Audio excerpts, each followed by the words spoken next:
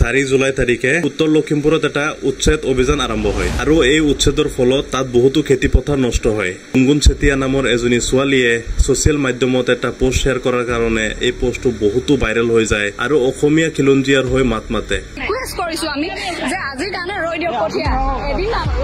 এটা উচ্ছেদ অভিযান চলায় আৰু এই অভিযানত ইমান চৰকাৰী মাটি বেদখল কৰি আছিল সেইকেইটা মাটি খালী কৰিবৰ কাৰণে ৱাৰ্নিং দিয়া হয়। 4-5 দিন ধৰি এই ৱাৰ্নিংটো দিছিলে আৰু এই ৱাৰ্নিংটো দিয়াৰ পাছত আৰু 2 দিনমান এক্সটেণ্ড কৰাৰ পাছত 7 দিনৰ মূৰত শাসনে এটা জেচিপি লৈ এই উচ্ছেদ অভিযান আৰম্ভ কৰে। মাটিত কঠীয়া ৰুই থকা হৈছিল, ৰৈ থকা যিমান কঠীয়া আছিলে গোটেইখিনি তাৰ পৰা মলত পেলাই থৈ আহে আৰু সেইখন মাটিত ৰোৱা কচু খেতি বা কঠীয়া খেতি যিমান আছিলে গোটেইখিনি ধ্বংস কৰি সেই মাটিটোত উচ্ছেদ চলায় আৰু সেই মাটিটো খালী কৰায়। কিন্তু গুনগুন চেতিয়া প্ৰশাসনক এটা ৰিকুৱেষ্ট কৰিছিলে বা অনুৰোধ কৰিছিলে যে কঠীয়াখিনি আৰু 2 দিন সময় দিব লাগে, ইয়াৰ পৰা সি শিফ্ট কৰি বেলেগ ক'ৰবাত লৈ যাব আৰু সি বেলেগ ক'ৰবাত খেতি কৰিব।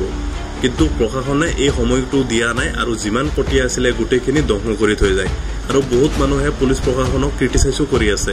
কঠীয়াখিনি তুলিব হোৱা নাছিল, তেতিয়া আমি তুলিব নোৱাৰিলোঁ সেইকাৰণে, আৰু যিহেতু সময় দিছিলে চৰকাৰে নাই দিয়া বুলি কোৱা নাই আৰু আমি এই ক্ষেত্ৰত সমৰ্থন কৰিছিলোঁ। মাটিডোখৰতো আমি লাগে বুলি কোৱা নাছিলোঁ, মাত্ৰ কালি সময়খিনি আমি বিচাৰিছিলোঁ। সেই সময়খিনিত কোনো নৰলে জেচিবিখন যেতিয়া কঠীয়া তুলি দি উঠি গৈছে তেতিয়া সেই এজন খেতিয়কেহে গম পাব। বাকী আপোনালোকে এইটোৰ ওপৰত কি ভাবে আপুনি কমেণ্টত আপোনাৰ ৰায়টো জনাব। তো এইখিনি আছিলে এনেকুৱা ইনফৰ্মেটিভ ভিডিঅ'ছৰ কাৰণে পেজটো ফ'ল' কৰি দিব। ধন্যবাদ।